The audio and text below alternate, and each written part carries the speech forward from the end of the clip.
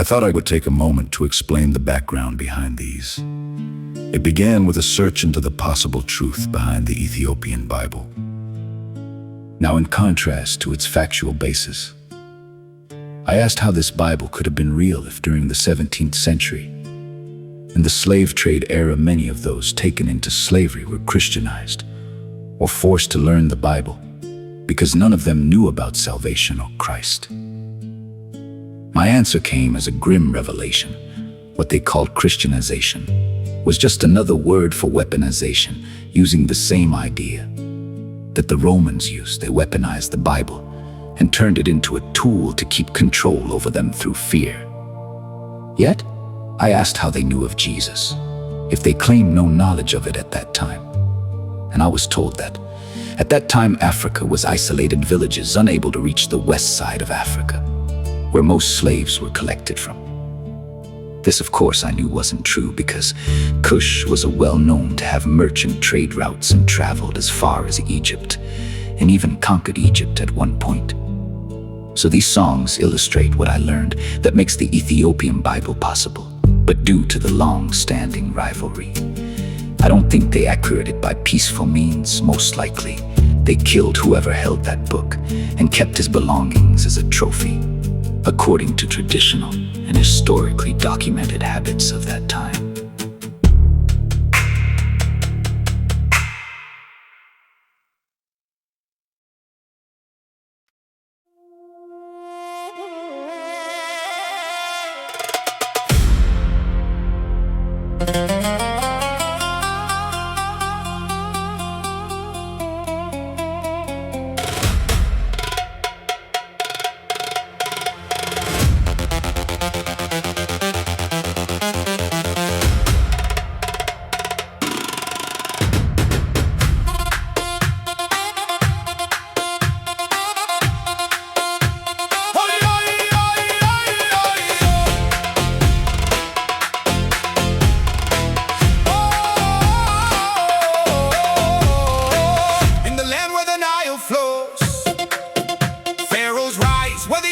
Wind blows, Egypt and Kush, a tale of might, a rivalry forged in the heart of night. From the sands of Nubia, gold did gleam, ivory and timber, a powerful dream.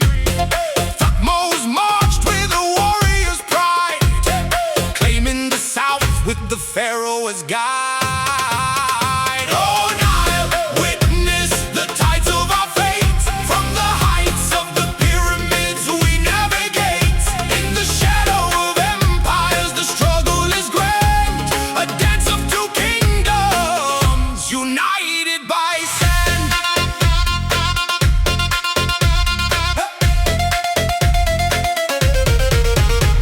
Would shift and the tides would turn. Kushite kings rose, their spirits would burn. Paya marched forth with the strength of the sun. He conquered the land, the battle begun. Taharqa ruled with a regal decree, from Khartoum to shores of the great Mediterranean Sea. For a century long they stood as one, a global superpower, their reign had begun.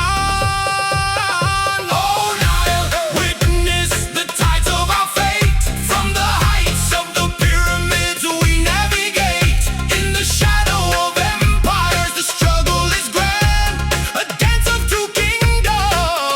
United by sand.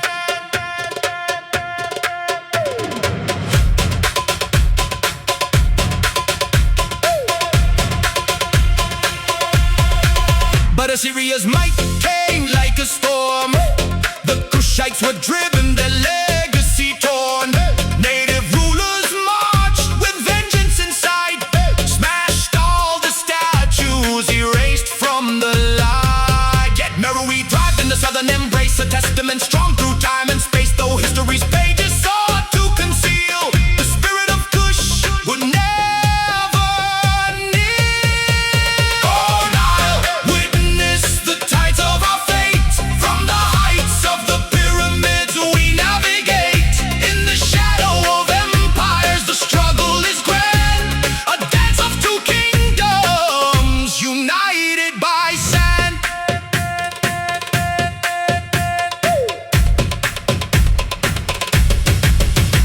centuries past, new challenges rise. Axum emerges with ambition in their eyes. King is and his armies march bold and proud, claiming metal we amidst the crowd. Christianity's light spread across the land. Ethiopia's faith by Egypt's hand. Cultural ties in a world torn apart. A hidden connection, a shared beating heart.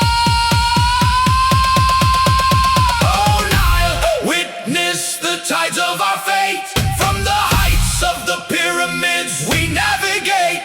In the shadow of empires the struggle is grand. A dance of two kingdoms united by sand. So sing of the Nile, where stories unfold of Kush and Axum, in legends retold. Through the whispers of time we honor their name. In the heart of the desert, forever aflame.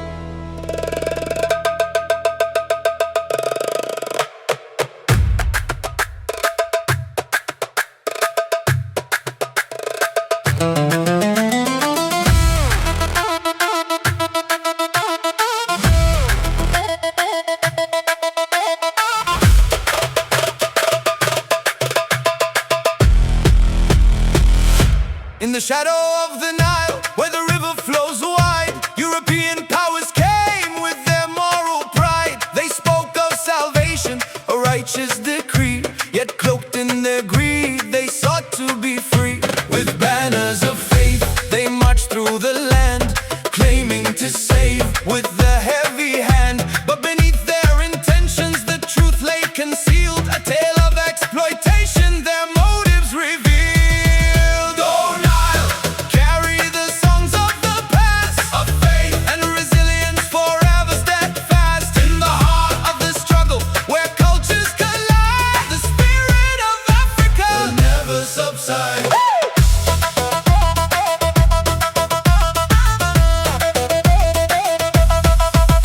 Through the deserts they traveled with scripture in hand. Missionary society sought to understand. They built up the schools and the churches anew, but the seeds of their faith were often askew. With hospitals and hope, they offered their aid, yet behind the facade the foundations were laid. For every soul saved, a tradition was bent. Through the whispers of change, a new path was lent. Oh Nile, carry the songs of the past, of faith and resilience, forever steadfast. In the heart of the struggle, where cultures collide, the spirit of Africa will never subside.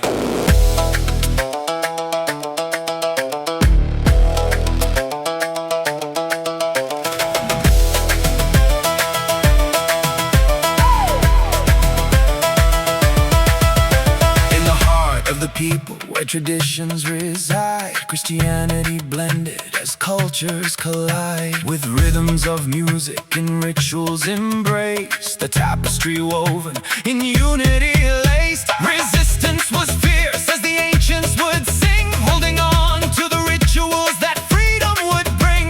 For in every struggle a new faith would arise, a fusion of spirits beneath the vast skies. Oh Nile, carry the songs of the past, of faith and resilience, forever steadfast. In the heart of the struggle, where cultures collide, the spirit of Africa will never subside.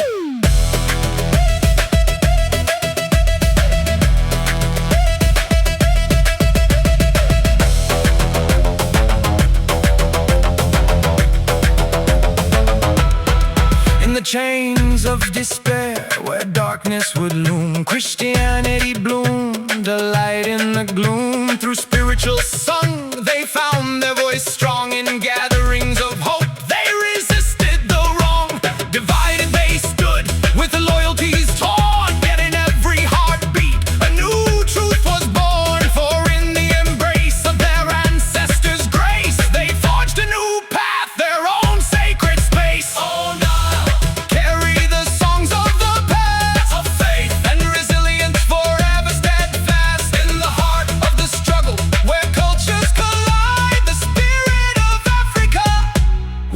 never subside.